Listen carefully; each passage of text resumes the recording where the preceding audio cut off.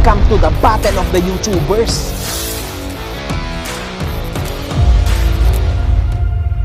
Nagbabalik naman ako si Boy Ungas!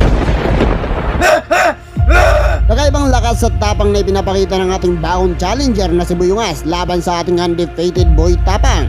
Ito ay may kakaibang lakas at talento at malamang sa malamang ang hihigit sa ating Boy Tapang. Sa video na ito mga idol, pag-uusapan natin ang mga kakaibang lakas na mayroon kay Boy Ungas at ang mga posibleng dahilan ng pagkatalo ni Boy Tapang kung sakasakaling magkaharap sila sa taas ng ring. Kaya inaanyayahan kitang tapusin ang video na ito dahil nakakatiyak ako na kapupulutan mo ng aral at siyang sasagot sa mga katanungan sa iyong isipan. Habang inaantay natin ng eksaktong petsa ng laban ni Boy Tapang versus Jimmy Pacquiao, ay may isang bagong usbong na YouTuber na humahamon sa ating undefeated champion na si Boy Tapang, ang kilabot ng Negros na si Boy Ungas. Ito ay may aking talino mga idol, may kakayahang hindi lang basta-basta. Isang solidong Boy Tapang fans na nagnanais na makaharap ang kanyang idolo sa taas ng ring. Nangangarap itong si Boy Ungas na makaharap ang kanyang idolo. Sa sobrang paghanga nitong si Boy Ungas kay Boy Tapang ay nagagaya na niya ang pagsasalita ni Boy Tapang kung paano ito maghamon at manggigil. Nagbabalik naman ako si Boy Ungas! Merong may nang nilalang na nagamon sa akin ng sparring sa boxing! Ha? Ginagigil niyo ako!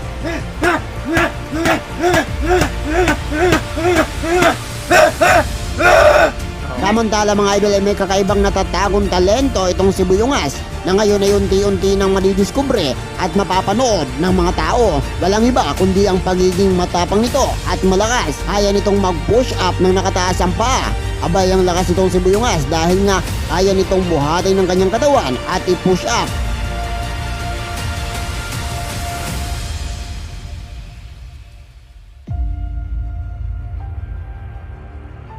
Kaya din nitong si Boy Ungas na mag-push up ng nakalambitin, buhatin ng katawan. Pangatlong challenge ko! Nagigigil ako! Manood kayo! Ha?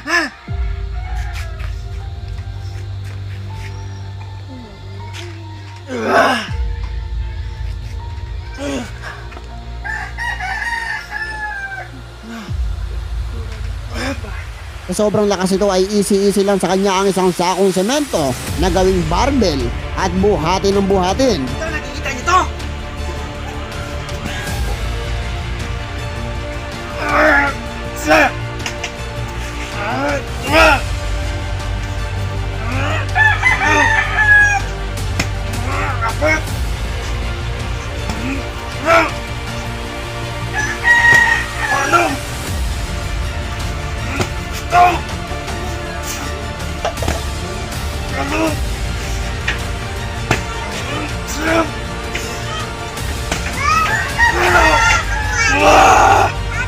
Gigilin ako!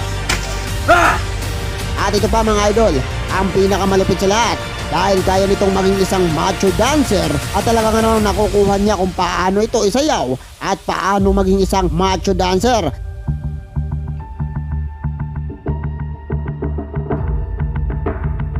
Kaya naman sa pagkakataong ito ay tila wala nang may bubuga ang ating Boy Tapang dahil ang tanging panlaban na lang nito ay ang pagkain ng kahit anong pagkain, mga nakakadiring exotic food at iba pa. Yan na lang siguro ang nakikita kong natitirang alas ng ating idolo. Samantala kung darating man ang punto na magkakaharap sila at magbo-boxing ay talaga namang mainit ang laban na ito. May posibilidad bang matalo ang ating idolo na si Boy Tapang? Sa mga sparring ni Boy Ungas ay nakikitaan niya natin ng kalakasan at solidong suntok at malupit ang galaw. Nakakalamang naman itong si Boy Ungas kay Boy Tapang sa laki ng katawan at lakas ng stamina. Dahil mapapansin naman natin mga idol nung nakipagbakbakan itong si Boy Tapang kay Russell Brusco ay halos mawalan ito ng hininga at kitang-kita naman natin nakapos na ito at hinang-hina na. Samantala mga idol itong si Boy Ungas ay hindi naman nawawalan ng lakas mula una hanggang huli ay kaya niya makipagpalitan ng suntok at kaya-kaya niya pa rin ragasain ng kalaban gamit ang mga solidong power hook at punches sa magkabilang kamao. Kaya kung mapapansin natin mga idol at sasagutin ang mga hamon ni Boy Ungas ay sigurado akong may pag-asang ipanalo ni Boy Ungas ang laban na ito.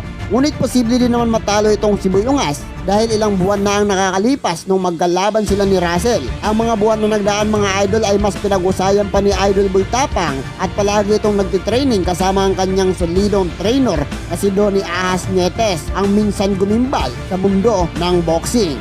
Kaya sino ang magsasabing magpapatalo itong ating idol na si Boytapa kung kaya naman itong makipagsabayan at makipagpalitan ng suntok at babagsakin ang lahat ng bumabangga? Ano sa palagay nyo? Sino sa kanilang dalawa ang mas nakikita mong may kakaibang kaayahan at lakas na magpapatumba sa kanilang kalaban? Mag-comment lang. At hanggang dito lang tayo mga idol. Kung nagustuhan mong video na ito ay inaanyayahan kitang isubscribe ang ating channel. Ako ay nag-upload ng 1 hanggang 2 video araw-araw. At ang susunod nating i-upload na video ay ang inaantay mo. Kaya mag-subscribe ka na. Hanggang dito na lang tayo. Maraming salamat. Goodbye.